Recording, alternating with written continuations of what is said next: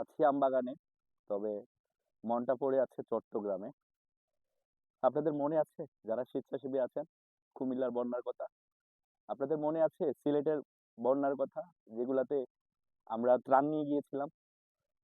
কুমিল্লার ঘটনাটা ভুলে যাওয়ার মতো না। বিডি ক্লিন থেকে আমরা যখন একটা 30 জনের সদস্যের একটা চাবি বানাইছিলাম না, যখন গুমতির পাড়টা ভেঙেছিল, এই 30 জনের চাবিটা ভাবছিলাম যে এই ঢেউটা হয়তো পার হয়ে যেতে পারবো। তবে 30 জনের মধ্য থেকে শান্ত ভাইকে তো একদম পানি একটা স্রোতের সাথে অনেক দূরে নিয়ে ফেলছিল। আর অন্যান্য সদস্যরা আতঙ্কিত হয়ে গেছিলাম। তারপর আমাদের সৃষ্টিকর্তার একটা হয়তো কুদরত আমাদের প্রতি ছিল তখন।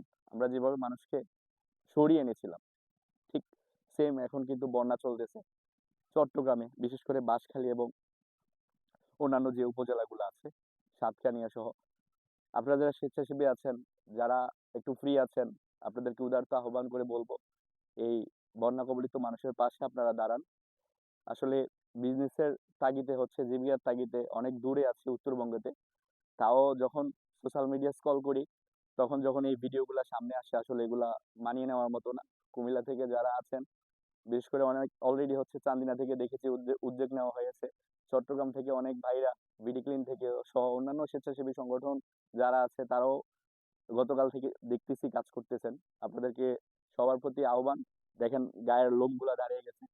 এই কথাগুলো আসলে বলাটা খুব সহজ বিষয় না। যারা আছেন এইসব কাজে একটু নিয়োজিত হন। নিজের মনকে একটু প্রশান্তি দেওয়ার জন্য হলেও, মানুষের উপকার হবে কিন্তু এতে আপনার নিজের মনটা অনেক প্রশান্তি হবে। যারা স্বেচ্ছাসেবী আছেন এবং যারা আপনারা এখনো এগিয়ে আসতেছেন না, আপনাদেরকে উদারত আহ্বান জানাচ্ছি, আপনারা এই বন্যা কবলিত মানুষের পাশে দাঁড়ান।